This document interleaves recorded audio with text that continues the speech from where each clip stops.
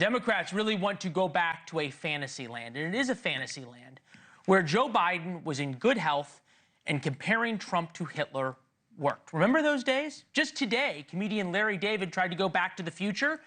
The comedian published a New York Times op-ed, "My Dinner with Adolf," writing, "Here I was, prepared to meet Hitler, the one I'd seen and heard, the public Hitler. But this private Hitler was completely different animal. And oddly enough, this one seemed more authentic, like this was the real Hitler." Of course, Larry David never had dinner with Hitler. It was a rip on Bill Maher, who reported back to his audience about a dinner with Trump. Everything I've ever not liked about him was, I swear to God, absent, at least on this night with this guy. I never felt I had to walk on eggshells around him. And honestly, I voted for Clinton and Obama, but I would never feel comfortable talking to them the way I was able to talk with Donald Trump.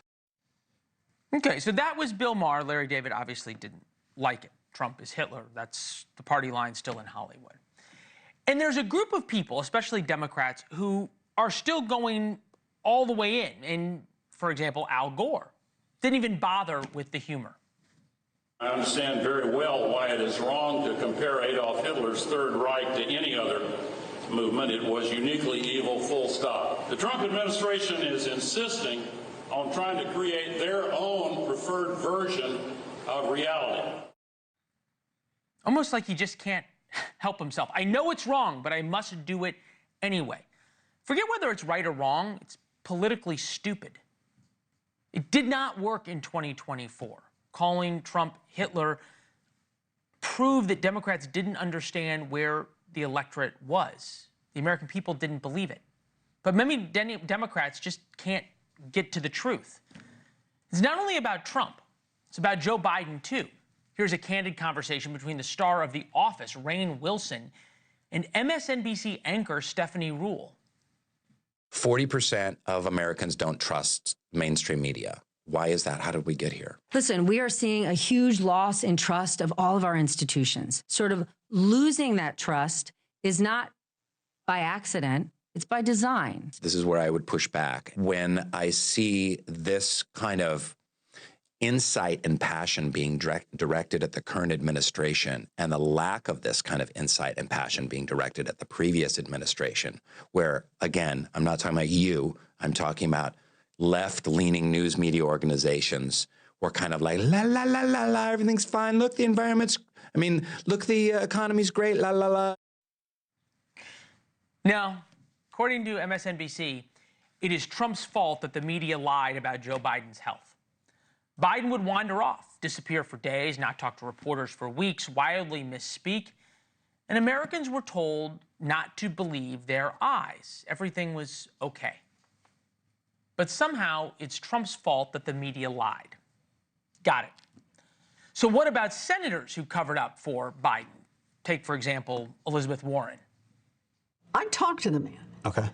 And the man is sharp. The man knows what he's talking about. He does the job. It's a sharpness and a pointedness about what he is trying to accomplish. And to me, I get it. It's like messaging. You can have other issues you want to look at, but the heart of it is, what does he deliver? And he is delivering. Okay, so we need to be fair to Elizabeth Warren, because Warren didn't blame Trump for her version of reality. In an interview Sunday, she once again told Americans Biden was great. Do you regret saying that President Biden had a mental acuity? He had a sharpness to him. You said that up until July of last year.